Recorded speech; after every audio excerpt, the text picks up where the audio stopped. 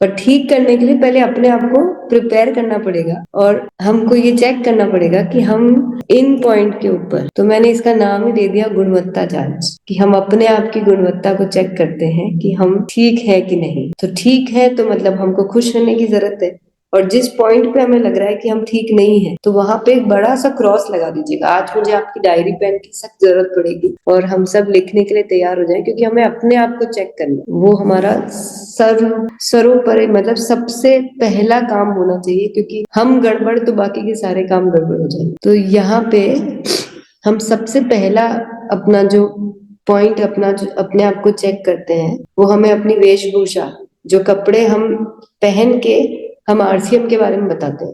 हम घर में चाहे जैसे भी रहे, लेकिन जब भी हम आरसीएम के बारे में किसी को बता रहे हैं या हमने अपने घर पे भी आरसीएम के लिए चर्चा करने के लिए किसी को बुलाया है, तो हमें किस प्रकार की वेशभूषा पहननी चाहिए, वो हमारा सबसे पहला मापदंड हो। देखिए, सिंप्लिसिटी में कोई प्रॉब्लम नहीं है, लेकिन नीटनेस होनी, आप साधारण कपड़े पहनिए उसमें कोई प्रॉब्लम नहीं है, लेकिन आप लोग कपड़ों में सल नहीं होने चाहिए, गंदे नहीं होने चाहिए, हम कुछ भी कपड़े नहीं पहन सकते, क्योंकि सबसे पहला इंप्रेशन जो जाएगा वो आपने किस तरह की वेशभूषा पहनी है उसके ऊपर जाए। मतलब आप खुद अंदाजा लगा लीजिए कि कोई अगर आपको कोई बात करने के लिए बुला रहा है और उसने कैसे मतलब सल हुए कपड़े और कुछ भी तरह के कपड़े पहन लिए, तो आपको सबसे पहले जब उनकी बात सुनेंगे ना, तो वो आधा दिमाग तो आपका वहां रहेगा कि खुद को तो कपड़े पहनने की ठीक से सेंस नहीं है, वो हमको क्या किसी अभियान के बारे में बताएंगे। मतलब हम सबसे पहले तो यही सोचेंगे ना, तो फिर वो हमारे बारे में भी ऐसे ही कोई सोच सकता। तो हमें सबसे पहले चेक करना है कि जब भी हम, देखिए ये सिर्फ एक कल्चर की चेंज की बात है। हम जैसे जितने भी पुरुष बैठे हैं, हम सबको पता है कि हम सबके पास कोट पैंट है, तो हम कोट पहन सकते हैं, नहीं पहनना है प्रॉपर शर्ट पहन, टाई लगानी है नहीं लगानी, वो हमारा डिसीजन है। मैं ऐसा नहीं बोल रही हूँ कि घर में हर वक्त हमको कोट सूट टाई पहन के बैठ, लेकिन जो पहन रहे हैं वो सलीके का होना चाहिए और हम उसमें प्रेजेंटेबल दिखने। महिलाओं के लिए भी यही है, चाहे आप साड़ी पहनते हैं, आप सूट पहनते हैं, आप किसी भी तरह की वेशभूषा जो भी पहनते हैं, लेकिन वो नीट होना चाहिए, साफ होना चाहिए, बिना सल का होना चाहिए, थोड़ा प्रेजेंटेबल होना चाहिए। ऐसे नहीं कि हम बिल्कुल घर के कपड़ों में ही हम किसी को बताने के लिए आ गए, या जब हमने किसी को बुलाया तो हम बिल्कुल घर के कपड़ों में, वैसा नहीं होना चाहिए। क्योंकि यहाँ पे आप सोचिए, सबसे पहला इंप्रेशन आपने आरसीएम अभियान का वही दे दिया कि आप कैसे दिख। ठीक है, तो हमने ये लिख लिया पॉइंट, अपने आप को चेक कर ले, और ये हमेशा चेक करना है। मैंने आपको क्या बोला, जितनी बार प्रोडक्ट आपके पास आते हैं उतनी बार वो लैब में से निकल के आते हैं, वो चेकिंग होके आते हैं। तो जितनी बार भी हम आरसीएम के बारे में किसी से बात कर रहे हैं,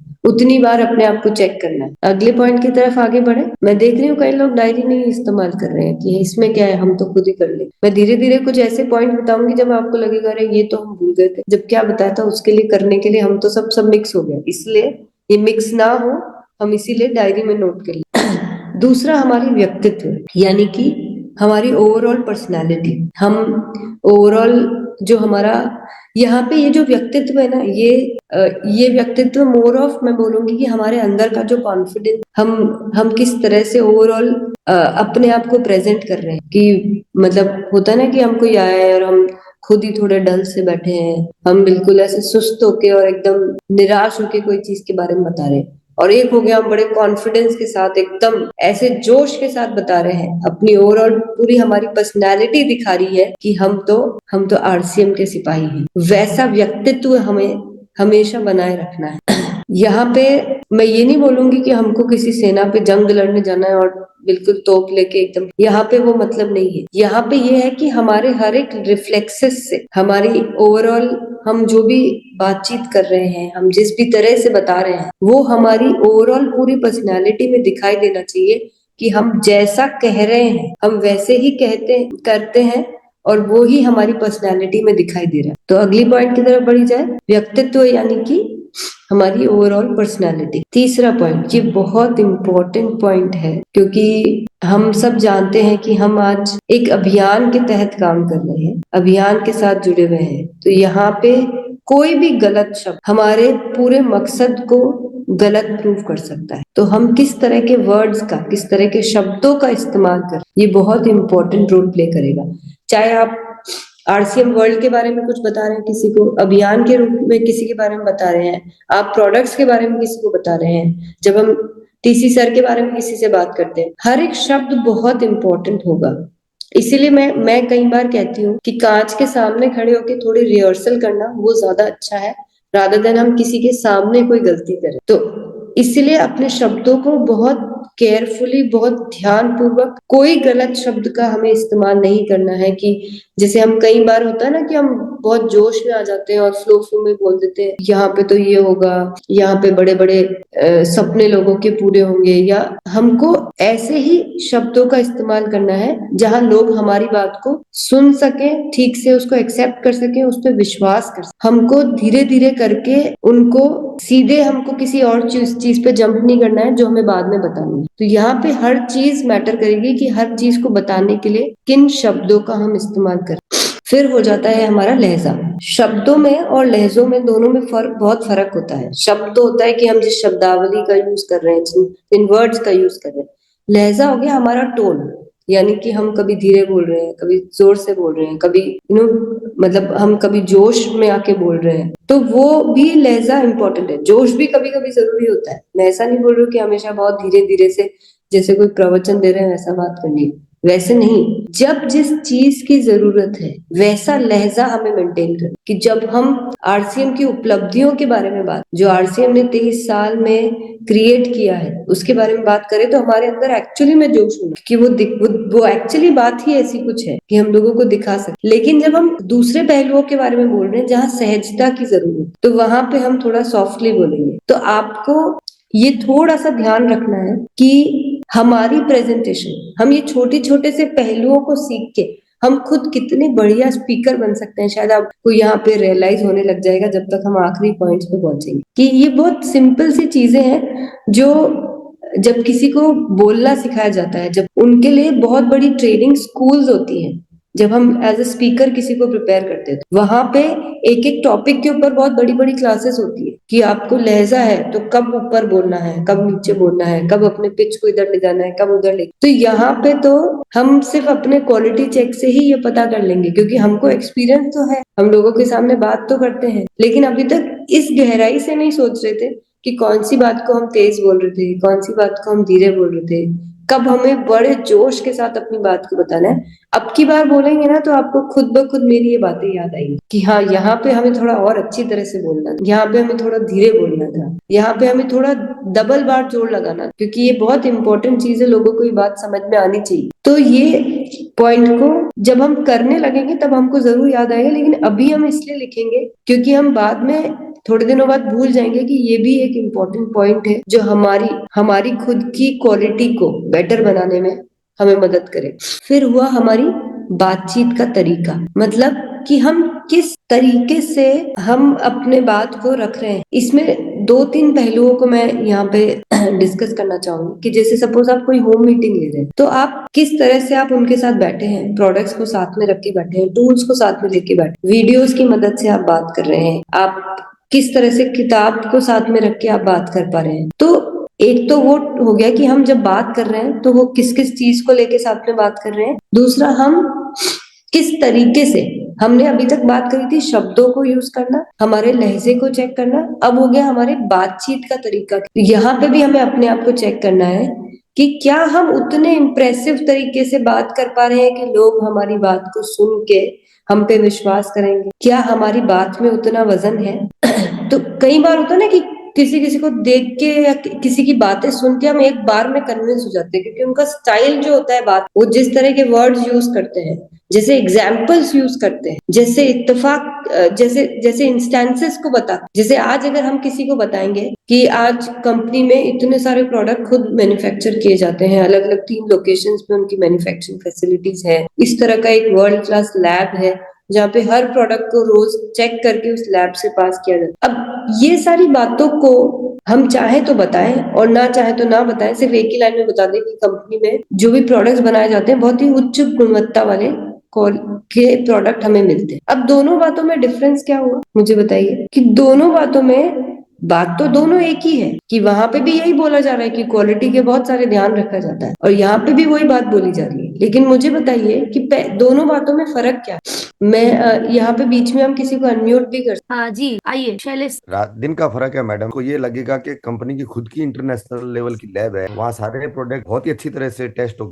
और दूसरी वाली बात में क्या फर्क हुआ? मैं तो ये ठीक है, क्वालिटी अच्छी है, पता नहीं कहाँ से टेस्ट हो रहा होगा, लैब है कि नहीं, पैसे से देख के अपनी तो टेस्ट रिपोर्ट सही नहीं करवा ली। यस, तो ये होता है हमारे बातचीत का तरीका कि शायद आप बहुत अच्छे से आपने एक्सप्लेन किया और सबको समझ में आ गया होगा कि हम किसी भी बात को किस तरह से रख रहे हैं, वो डिपेंड करेगा सामने वाले को हमारी बात वैसे समझ में आए। तो यहाँ पे इम्पोर्टेंट है कि हम जितने ज्यादा अपनी बातों को बताने के एक्सपीरियंस लेंगे, उतनी बार हमारे अंदर से वो आइडियाज आएंगे। कि जैसे हम कहते हैं ना कि जितनी बार हम मीटिंग को सुनते हैं, उतनी बार ऐसा लगता है कि आज एक और नया तरीका पता चला अपनी बात को बताने का। बस ये वही चीज है जिसके बारे में बात कर रही हूँ कि जो भी आप बात करते हैं, चाहे आप मात्र एक प्रोडक्ट के बारे में बात करें, आप चाहे न्यूट्रीचार्ज मेन के बारे में किसी में बात करेंगे ना, एक तो हमने बता दिया कि ये एक न्यूट्रिशन सप्लीमेंट है जिसमें इतने सारे न्यूट्रिशन है, ठीक है।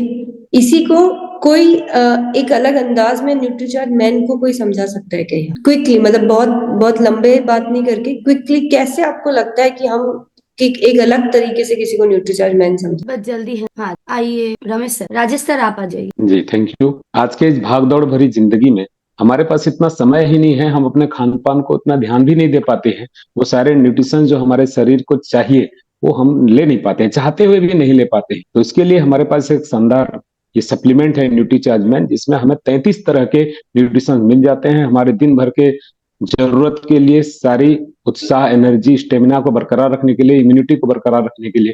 तो ये सभी पुरुष साथियों के लिए 14 से लेकर के आगे जितने साल उम्र के हैं बहुत जरूरी है। बहुत बढ़िया, ये भी एक बहुत अच्छा तरीका था। इस पे एक तरीका और कर सकते हैं, हम जिनसे बात कर रहे हैं या सपोज वहां पे 10 लोग बैठे, तो हम सब उनसे एक सवाल पूछ सकते हैं कि आप सब कैसे हैं, आपकी सेहत कैसी है, और मुझे उम्मीद है कि आप लोग सब बहुत अच्छे तंदुरुस्त होंगे और आपकी पूरी न्यूट्रिशन आपकी बॉडी में एकदम परफेक्ट तरीके से होगा। जो आज की डेट में एक बहुत बड़ी प्रॉब्लम बनी हुई है कि सबको न्यूट्रिशन की डेफिशिएंसी होती है, बट आप लोगों को देख के तो ऐसा लग रहा है कि आपका न्यूट्रिशन तो परफेक्ट होना चाहिए। उसमें से 100% ऐसा होगा कि 2-3 लोग तो ऐसा पक्का बोलेंगे कि नहीं, हमें ये डेफिशिएंसी, मतलब ये कुछ तो न्यूट्रिशन आजकल ऐसा होता है कि हर किसी के अंदर कम होता ही होता है। जब किसी ने ये चीज जैसे ही बोली, तो फिर आपको उनसे ये सवाल करना है कि क्या आपके पास कोई तरीका है इसको पूरा करने। कुछ लोग हो सकता है हाँ बोलते हैं कि हम ये बार बार इंजेक्शंस लेते हैं न्यूट्रिशन के, या ये सप्लीमेंट लेते हैं, या डॉक्टर के पास जाते हैं तो वो ये दवाई लिखते हैं। कुछ लोगों के पास कोई रास्ता नहीं होगा। यहाँ पे हमारा पॉइंट बनता है कि हम बोल सकते हैं कि हमारे पास एक ऐसा प्रोडक्ट है जिससे हम अपने न्यूट्रिशन की कमी को साधारण तरीके से पूरा कर सकते हैं, जिसको हम अपनी दिनचर्या में का हिस्सा बना लेंगे। और जब मुझे भी इस तरह की डेफिशिएंसी थी और जब मैंने इसको रेगुलर लेना इस्तेमाल किया, तो मेरे को आज इससे इतना लाभ हुआ है, ये मुझे इस तरह से बेनिफिट हुआ है। ये भी एक दूसरा पहलू है। जो आपने बताया वो भी एक सही तरीका था, बट जो मैंने पहलू बताया उसमें क्या होता है कि हमको हमारा तरीका ऐसा ढूंढना पड़ेगा। यहाँ डिपेंड करता है कितने लोगों से हम बात कर रहे हैं। जब बहुत बड़ा समूह है तो आपका तरीका ठीक है, जब कम लोगों से बात कर रहे हैं तो हमें ऐसा तरीका ढूंढना है कि हम आदमी की जो एग्जैक्ट जरूरत उस तक हम पहुंच जाए, तो उससे हम बहुत आसानी से उनको कन्विंस कर पाएंगे कि हम तो आपकी ही प्रॉब्लम के सोल्यूशन पे बात। तो यस, हम आगे बढ़ते हैं।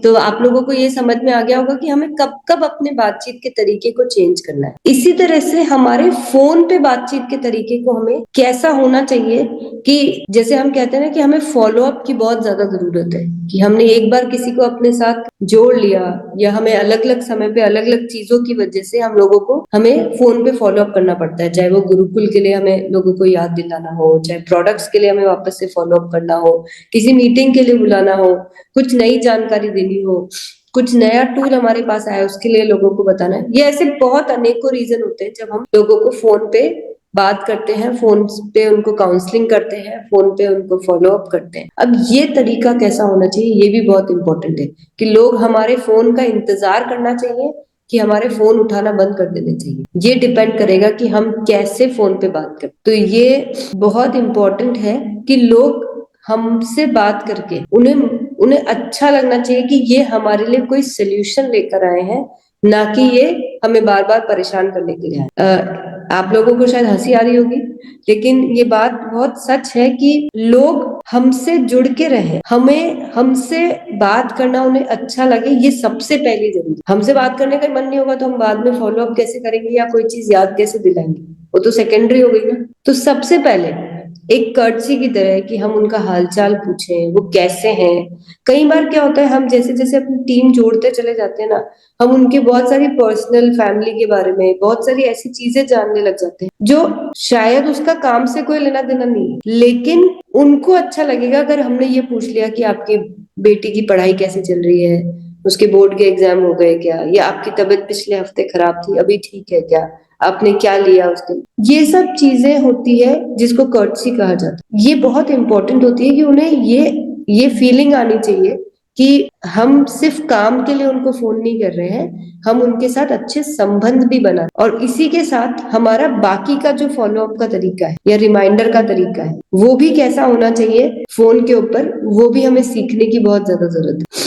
तो ये, क्योंकि देखिए हम हर वक्त किसी से फिजिकली नहीं मिलते हैं, मैक्सिमम आजकल फोन से ही काम करते हैं, तो ये तो बहुत ज्यादा इंपॉर्टेंट हो जाता है कि इस तरीके को हम थोड़ा इंटरेस्टिंग भी बनाएं, इस तरीके को हम थोड़ा स्मार्ट भी बनाएं, जिससे कि हम कम समय में, ऐसे भी नहीं कि एक एक कॉल को हम आधे घंटे चला रहे हैं फिर कितने लोगों को फॉलो अप करें। तो हमें स्मार्ट तरीके ढूंढने हैं, हमें इंटरेस्टिंग तरीके ढूंढने हैं, और साथ में इस फोन के साथ साथ है ना, एक बार में हम कितना ज्यादा काम कर सकते हैं ये भी सोचना है कि हमने गुरुकुल के लिए एक अलग बार कॉल कर लिया, प्रोडक्ट के लिए अलग कॉल कर लिया, कुछ नया आया तो उसके लिए अलग कॉल कर लिया। तो प्रॉपर लिस्ट बना के प्रॉपर तरीके से, और कैसे उसको हम इंटरेस्टिंग वे में बता सकते हैं, उस तरीके से हमको फोन पे बातचीत के तरीके को भी अपनी चेकलिस्ट में डालना चाहिए। यस, ये एक बहुत इंपॉर्टेंट चीज है जिसको शायद हम गुरुकुल में आके तो हम सीख ही गए हैं, लेकिन सिर्फ सुबह के लिए नहीं, अपने पूरे दिन भर में हर एक कार्य में इसको अगर हम ले आएंगे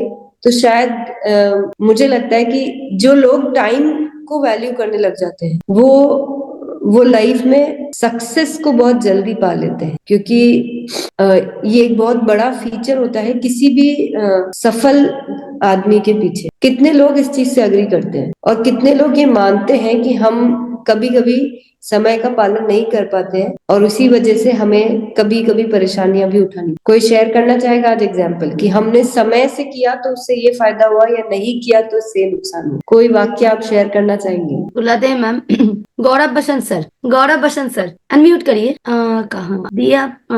ठीक है, हम दूसरे साथी को बुलाते हैं। RP Singh sir. जी दीदी, जैसा कि किसान करता है, समय आने पर वो बोनी करता है और वो जानता है कि यदि बोनी हम 1-2 दिन 3 दिन देर करेंगे तो उतनी फसल हमारी कम होगी। उसी तरह से समय का प्रबंधन हमें जीवन में भी बहुत जरूरी है, और कुछ काम तो ऐसे हैं जो उसी समय करने पर ही होते हैं और उसमें हम सफल हो सकते हैं, और कुछ काम हम जरूर डिले कर सकते हैं, लेकिन समय का प्रबंधन बहुत जरूरी है। शेड्यूल बनाकर ही हम काम करें तभी सफल हो। जी जी, बहुत उसका बढ़िया, एक बिल्कुल बिल्कुल बिल्कुल सही बात बोली है आपने कि समय हमारा इंतजार नहीं करेगा, हमें समय के साथ एक अच्छा मतलब प्रबंधन की आदत हमारी डालनी पड़ेगी, तभी जाके हम सक्सेसफुल हो सकते हैं। क्योंकि हम सबके पास बहुत सारा कार्य है करने के लिए, बहुत कुछ है करने के लिए, उसको अगर ठीक तरह से समय में बांध दिया तो मुझे लगता है कि बहुत ही सही तरीके से हम अपने सही कार्य को कर पाते हैं। तो जितने लोगों को अभी ऐसा लगता है कि हमें यहाँ पे कुछ ठीक करने की जरूरत है, तो अपने आप को चेक कीजिए कि क्या हम अपने समय का सही सदुपयोग कर रहे हैं, क्या हम अपने कार्य को इसीलिए पूरा नहीं कर पा रहे हैं क्योंकि हम अपने समय को ठीक से मैनेज नहीं करते हैं। हमें पता नहीं होता है कि क्योंकि हमने प्लान नहीं किया। समय के साथ साथ प्लानिंग बहुत जरूरी होती है कि हमें इतनी बजे से इतनी बजे ये करना है, रोज इतनी बजे से इतनी बजे तक ये करना है, इतनी बजे यहाँ जाना है और इतनी बजे, तब अगर इस तरह से प्लान किया तो समय भी आपका साथ देने लग जाएगा। यस, अगला पॉइंट, ये एक बहुत ही महत्वपूर्ण पॉइंट है और मुझे लगता है कि यहाँ पे हमको अच्छी तरह से अपनी क्वालिटी चेक करनी चाहिए, अपने आप को चेक करना चाहिए कि क्या हम अभियान प्रचार हमें जिस तरह से बताना चाहिए हम वो ठीक से बता रहे हैं कि नहीं। हमने कल भी इस पे चर्चा की और अगर आप में से कई लोग अगर आज भी इस पे बताना चाहते हैं कि अभियान प्रचार को हमें किस तरह से बताना चाहिए, क्या तरीका होना चाहिए कि लोगों को जब हम इसके बारे में बताएं तो उन्हें ये विश्वास हो जाए कि ये जो पूरी संस्था है ये कोई छोटा मोटा कार्य नहीं कर रही है, ये पूरे नए भारत के निर्माण के ऊपर काम कर रही है। तो ये हम कैसे यकीन दिलाएंगे, एक बार कौन मुझे बहुत अच्छी तरह से बोल के। निरंजन सर के अभियान प्रचार जो आज बताने की किसी के पास जाती हम एक राष्ट्रीय अभियान काम जिसका मकसद भारत का निर्माण। अगर मैं बात करूं एग्जाम्पल बात करूं जैसे ताजा ब्लड की जो अगर जरूरत पड़ता है इसी में हेल्पलाइन हमारे पास यहाँ किसी भी व्यक्ति को ताजा ब्लड की भी यहाँ पे करवाया जाता है। इस पे कई उद्देश्य पे ऐसे मैं बात करूं तो इसका 3 मुख्य उद्देश्य जिसपे बहुत ही हमारी कंपनी व्यवहारिक जैसे एग्जाम्पल पहला है स्वास्थ्य रक्षा, दूसरा है स्वावलंबन, तीसरा की बात करें तो महिला सशक्तिकरण। ये तीनों उद्देश्य पे हमारी बहुत ही व्यवहार काम करती। तो इस तरह से मैं बताते और तीनों उद्देश्य को अच्छे तरीके को बता के अभियान। तो क्या आप लोग सब इस बात से अग्री करते हैं कि जब हम पहले आरसीएम के बारे में लोगों को बताते थे और अब जो हमने ये बताने का तरीका हमारा चेंज किया है उससे लोगों का भरोसा हमारे इस अभियान पे बढ़ने लगा है, वो हमारी बात को सुनने के लिए अब सहज रूप से तैयार हो। क्या आप लोग इस बात को मानते हैं?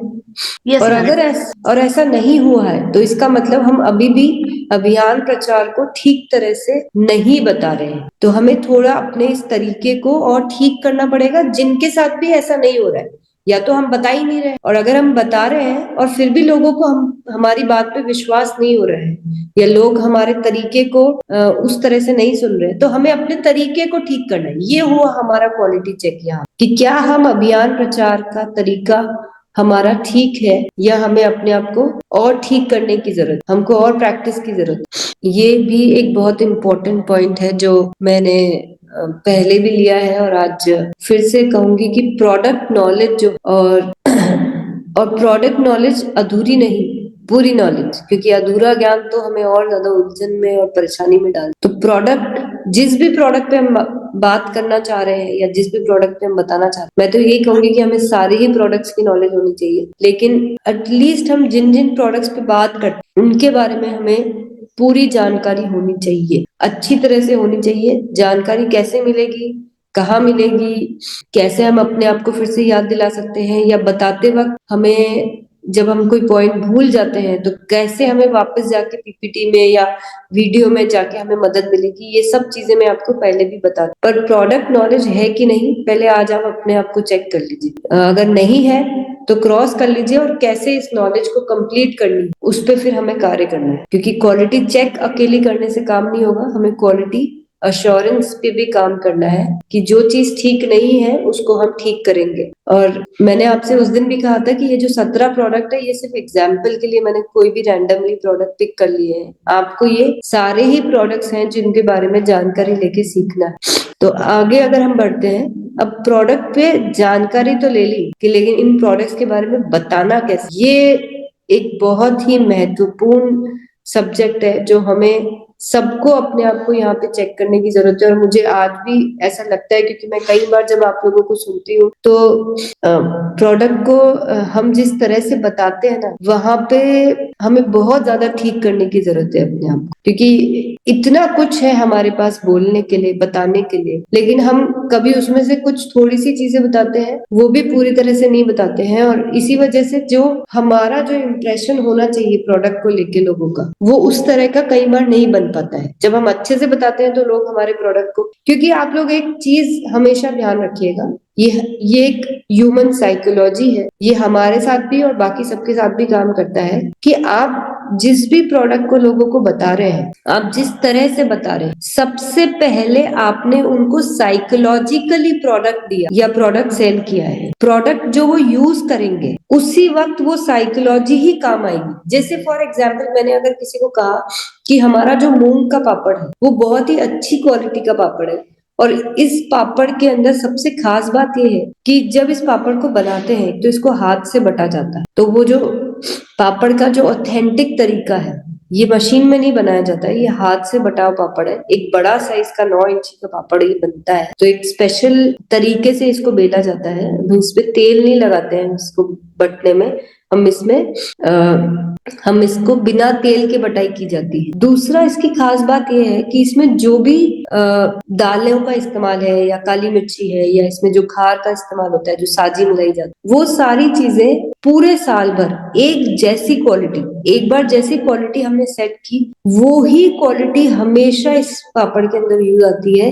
ये इसकी सबसे खास बात है। यानी कि दालों की क्रॉप तो बार बार चेंज होती रहती है, लेकिन हम जो एक बार क्वालिटी सेट कर दी हमने, चाहे फिर वो किसी भी रेट की दाल आ रही, हम कभी भी क्वालिटी चेंज नहीं करते, कभी भी काली मिर्ची की क्वालिटी को चेंज नहीं करते, कभी भी खार की क्वालिटी को चेंज नहीं करते। इसलिए आप देखेंगे कि आपको साल भर एक जैसा, एक टेस्ट का, हाथ की बिलाई का वो पापड़ का आपको टेस्ट आएगा। तो आज मैं कह सकती हूँ कि मैंने बहुत सारे लोगों को ये पापड़ दिया है और बहुत सारे लोग इसके फैन बन गए। मैं अलग अलग राज्यों में ये पापड़ आज भी लोगों को भेजती हूँ क्योंकि उनको और कोई पापड़ इसके अलावा अच्छा नहीं लगता। अब ये जो सारी नॉलेज है और ये जो सारी बात जो मैंने बताई है, ये जब भी आज जैसे अगर मैंने आपको ये बात बता दी ना, तो अब अगली बार जब आप पापड़ खाएंगे ना, तो आपके दिमाग में ये बात रहेगी कि ये जो पापड़ है ये जिस मूंग की दाल से बना हुआ है, ये एक जैसी क्वालिटी इसमें यूज होती है। जब आपको वो काली मिर्ची के टुकड़े भी इसमें दिखाई देंगे ना, तो आपको मेरी बात याद आएगी। तो हम सबसे पहले साइकोलॉजी सेल कर कि खाते वक्त है ना, वो आपका आधा एहसास वो रहेगा जो आप लोगों को तो इसलिए हमारे बताने का जो तरीका है, आज आटे में मैंने क्यों बोला कि आज हमारे पास 29% इसमें न्यूट्रिशन हम एडिशनल डाल, तो जब अब की बार जब भी कोई मल्टीग्रेन आटा से रोटी खाएगा ना, तो उसे पता रहेगा कि मेरे अंदर ये न्यूट्रिशन जा रहा है इस रोटी के माध्यम से। क्या आपके पास कोई और तरीका है उस न्यूट्रिशन को नापने का जब आप रोटी खा रहे हो? नहीं है, लेकिन आपको साइकोलॉजिकली पता है कि हाँ मैं न्यूट्रिशन। तो ये रोल प्ले करता है आपके प्रोडक्ट के बारे में बात करने का जो तरीका होगा वो। आज हमने हेल्थ गार्ड ऑयल के अनेकों रिजल्ट देखे, लेकिन सबसे पहले तो हमने लोगों को जो हमें नॉलेज थी इस ऑयल के बारे में वो देके ही तो उन्हें ये प्रूव कर दिया कि ये आपके लिए सर्वश्रेष्ठ ऑयल है, ये आपके घर के लिए, आपके परिवार के लिए सर्वोत्तम ऑयल है और हमें घर में यही ऑयल का इस्तेमाल करना चाहिए। तो बताइए कि वो जो हमारी नॉलेज है उसी ने तो हमें सबसे बड़ा सक्सेस दिया हमारे हेल्थ गार्ड ऑयल। रिजल्ट तो उसके बाद में आए ना, क्योंकि वहां आप इतना अच्छी तरह से ऑयल को जानते थे तो आप इतने बड़ा सक्सेस लेकर आ सके। आप सोचिए अगर आप इन सारे प्रोडक्ट्स के बारे में इसी अच्छी तरह से जान जाएंगे और लोगों को उतने ही अच्छी तरह से बता पाएंगे, तो हम कितना बड़ा कार्य कर सकते हैं हमारे इन प्रोडक्ट्स के माध्यम। तो यहाँ पे अपने आप को चेक कीजिए कि हम जिन के बारे में बात, मैं फिर से कहूंगी कि मैं जानती हूँ कि 400 के 400 प्रोडक्ट आप इस तरह से बोलना नहीं सीख, लेकिन हमारे पास बहुत सारे माध्यम है जिनसे कि हम इनकी नॉलेज को अपने पास मोबाइल में, अपनी डायरी में, अपने नोट्स में, कहीं पे भी बिल्कुल हैंडी रख सकते। अगला पॉइंट, संबंध बनाने की कला। ये तो हमारे कार्य का एक बहुत ही महत्वपूर्ण हिस्सा है जिसके बेस पे ही हम आज समझ लीजिए टिके हैं कि ये जो हमने आरसीएम परिवार का जो एक इतना बड़ा समूह है, इतना बड़ा साम्राज्य आज बनाया है, ये वही तो संबंध है जो हम सबको एक रूपता में बांधता है, एकजुट करता है। तो इसी तरह से हम एज ए इंडिविजुअल, हम जैसे हमारे रिश्ते बनाएंगे वैसे ही हम इस अभियान के अंदर ज्यादा से ज्यादा लोगों को जोड़ पाएंगे और अपने कार्य को करने का हमें बहुत आसान सा तरीका भी ये आपस में रिश्ते बनाना हमें बताता है। तो कोई मुझे यहाँ पे एक एग्जाम्पल बता सकता है कि कैसे हमको ये जो अच्छे रिलेशन हम बनाते हैं वो हमें हेल्प करता है अपने कार्य को और अच्छी तरह से करने। जी आइए वंशराज सर। जी दीदी नमस्ते। रिश्ता बनाने के लिए जो है हम किसी के घर पे जाते हैं तो पहले उससे नमस्ते नमस्कार बोलते हैं और इसके बाद में जाने के बाद में एक रिलेशन बनता है। जैसे मैं बिजनेस में आने से पहले कोई नहीं जानता था, आज पूरे हिंदुस्तान में धीरे धीरे मुझे लोग जानने लगे हैं क्योंकि जो बिजनेस में हम आए हैं तो उससे बिजनेस नहीं बोलेंगे सर, पिछले बार भी निरंजन सर बोल रहे थे बिजनेस वर्ड को थोड़ा हम लोग परहेज करेंगे ना। अभियान बोलिए प्लीज, नहीं तो ये सभी साथी ऐसे ही बोलने लगेंगे। मैं इसी वजह से टोक दिया। अभियान बोलिए जी, आगे। हमारा जो अभियान है बहुत अच्छा है कि हम अभी लखीमपुर में गए थे। अपने से बड़े लेवल में जब जाते हैं तो वहाँ पे एक रिलेशन बनता है, रिश्ता बनता है कि बहुत अच्छे तरीके लोग मानने जाने लगते हैं क्योंकि हम लोग ये काम ऐसा कुछ काम करते हैं कि बहुत अच्छे लोग मानने लगते हैं। ये बहुत अच्छा रिश्ता है। देखिए यहाँ पे आपने जो बात बोली वो अपनी जगह ठीक है कि हमें यहाँ पे आके एक पूरे देश में एक परिवार मिलता है और हम लोगों के बीच में हमें एक पहचान मिलती है। यहाँ पे मैं संबंध बनाने की कला जो है वो यहाँ मेरा वो कॉन्टेक्स्ट नहीं। मैं ये बोलना चाह रही हूँ कि अगर हम जो भी लोगों को मिलते हैं हम उनके साथ अच्छे संबंध बना के रखेंगे तभी जाके हम उनके साथ हम लंबे समय तक जुड़ पाएंगे, क्योंकि वही एक आधार है, वही एक बेस है। हम उनके साथ हमेशा संपर्क बना के रख सके और हम उनको अपने साथ, और जैसे हमने उनको ज्वाइन कराया ऐसे और फर्दर हम और लोगों को ज्वाइन करा पाएंगे, वो और फर्दर और ज्वाइनिंग करा। तो ये जो कला है ये इम्पोर्टेंट है अपने कार्य को निपुण करने। आप जो बात बोल रहे हैं वो एक अलग एंगल है। कोई इस संदर्भ में कोई कुछ बात करना चाहेगा? जी मैम। आइए संजीव सर, इसके बाद राजेश भैया मैम। जी जी दीदी, ऐसा है कि रिलेशन के बारे में हम जो बात करना चाहते हैं वो बहुत बेटर हम तरीके से करते हैं। रिलेशन में क्या है कि सबसे पहले स्वार्थ नहीं झलकना चाहिए।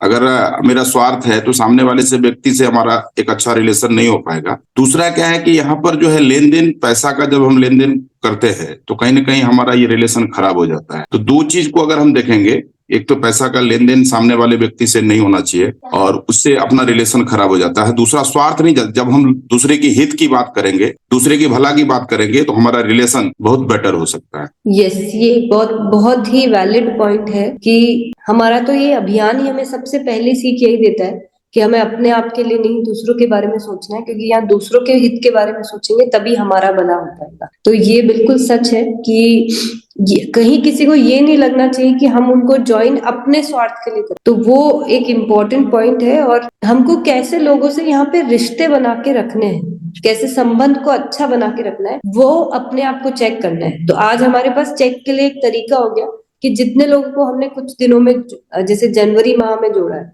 तो हमारे उनके साथ किस तरह के रिश्ते हैं, या हमारे पुराने जितने लोग हमारे साथ जुड़े हुए हैं उनके साथ हमारे कैसे रिश्ते हैं, हम उसको टिक टिक के कर सकते हैं।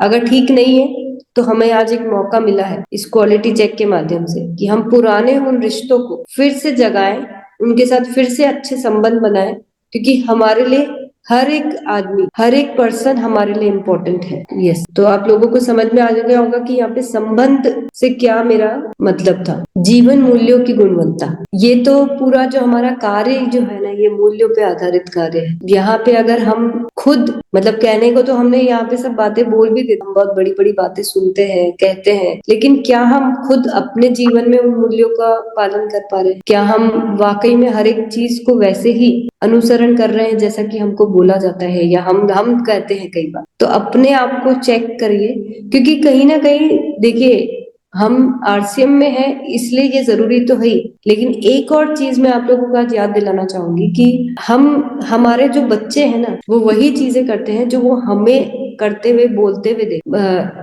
ये एक मैंने चाइल्ड साइकोलॉजी में कहीं पे पढ़ा था कि बच्चा जब से पैदा होता है ना, तब से लेकर वो जो हमें करते हुए देखता है, जो हमें सुनता है, वो कहीं ना कहीं वो उसके अंदर वो चीजें अपने आप चली जाती। मतलब ऐसा नहीं कि वो जब बोलने लगेगा या सुनने लगे, मतलब समझने लगेगा तभी ये सब चीजें ट्रांसफर होती है। ये कुछ इस तरह से मतलब एक साइकोलॉजी बनी हुई है, ह्यूमन साइकोलॉजी, कि वो जब पैदा होता है तब से लेके चीजें उस तक ट्रांसफर होती है। तो अगर हम अपने जीवन को मूल्य आधारित तरीके से जिएंगे तो हम अपने बच्चों को एक अच्छा भविष्य दे। अब अगर नहीं करेंगे तो आप सोचिए कि हम अपने साथ साथ, हम अपने आप के साथ तो गलत कर ही रहे, लेकिन हम अपनी आने वाली जनरेशन, अपने बच्चों के साथ भी उनको एक गलत शिक्षा दे रहे हैं, मतलब न चाहते हुए भी। और दूसरी चीज कि जब हम आज इतनी सब बातें करते हैं, जब हम लोगों को ये कहते हैं कि आरसीएम में मूल्य आधारित काम होता है, मूल्य आधारित बातें होती है, हर प्रोडक्ट्स में आपको वो मूल्य नजर आएंगे, आपको हर गतिविधि में वो मूल्य नजर आएंगे, तो क्या अगर हम खुद कोई भी ऐसा काम करेंगे जो इन वैल्यूज के अगेंस्ट, जिन मूल्यों पर आधारित ना हो, तो क्या हमारी कहनी में और करने में डिफरेंस नहीं होगा? क्या हम अपनी बात को फिर सही से प्रूव कर पाएंगे? तो इसीलिए हमको सबसे पहले अपने आप को चेक करना है, उसके बाद हम दूसरों को कुछ भी बोलने के लिए हकदार होंगे, या हम फिर पूरे कॉन्फिडेंस से कह पाएंगे कि हम आरसीएम के सच्चे सिपाही। तो आज की चेकलिस्ट में यहीं तक ही रख रही हूँ, बहुत सारे पॉइंट्स हैं मेरे पास और, लेकिन उसको हम कल चर्चा करेंगे। आज के लिए क्योंकि समय भी हो रहा है और मुझे लगता है कि एक बार हम इतना चेक कर ले अपने आप को तो वो काफी है। क्योंकि एक दिन में इतना सारा लैब में काम दे दिया तो फिर ओवरलोड हो जाएगा ना काम का भी। तो हम पहले इन सारे पॉइंट्स पे अपने आप को चेक करते हैं, जहां जहां ठीक करने की जरूरत है वहां वहां ठीक करते हैं। अगर यहाँ तक जो भी चीजें आज हमने डिस्कस करी है, यहाँ पे अगर कोई चीज आपको नहीं समझ में आई है तो आप क्वेश्चन कर सकते हैं एक बार हैंड रेस करके, जिससे कि उस पर हम चर्चा करके, क्योंकि मुझे जाके वापस टीसी सर को भी जवाब देना है कि आज हमने इतना सारा काम किया है लेबोरेटरी में और इतने सारे क्वालिटी चेक पैरामीटर्स पे हमने सबको ओके करवा लिया है, क्योंकि कल से जब हम मिलेंगे तो हम ये सारे पैरामीटर्स पे क्लियर होंगे, हम आगे की बात करेंगे। जी मैम, बुलाए। यस जी, Gaurav Basant sir. Thank you ma'am. अब लास्ट का जो पॉइंट है मैम, जीवन मूल्यों की गुणवत्ता को जांच करना है। तो जैसे मुझे अब ये कैसे पता मैं कर पाऊं कि मेरे जीवन के क्या क्या मूल्य हैं? जब तक मैं पता ना कर पाऊं तब तक चेक करके ठीक नहीं कर सकता हूँ। देखिए, मैं अभी बहुत डिटेल में तो नहीं जा रही हूँ, लेकिन अगर आपने गुरुकुल के सेशन शुरू से सर के सुने होंगे, नहीं सुने तो आप जाके आप वीडियोस देख सकते हैं यूट्यूब पे। तो सर जिन मूल्यों की बात करते हैं कि हम, मतलब एग्जाम्पल के तौर पे, क्या हम कभी किसी और के लिए कुछ गलत कर रहे हैं, या हमारे अंदर कोई ऐसी बुरी आदतें हैं क्या, जैसे कोई भी जो हमारी हेल्थ के लिए ठीक नहीं हो, जैसे कई लोगों को टोबैको की आदत होती है, अल्कोहल की आदत होती है, ये सब चीजें हमें चेक करनी है। हमें सुबह समय से उठना है तो वो आप लोग उठ ही रहे हैं। हमें जो बेसिक वैल्यूज होती है लाइफ में एज अ पर्सन, जो सर ने हम सबको सिखाई है, हम पहले वो अपने आप को चेक कर लें कि क्या हम वो सारी चीजों हम ठीक से अमल कर रहे हैं कि नहीं कर रहे हैं। अगर नहीं कर रहे हैं तो हमें अपने आप को ठीक करना है। मैंने सिर्फ कुछ एग्जाम्पल आपको दिए हैं, ऐसे बहुत सारे पॉइंट्स हैं जो हमें सर ने सिखाए हैं। जी।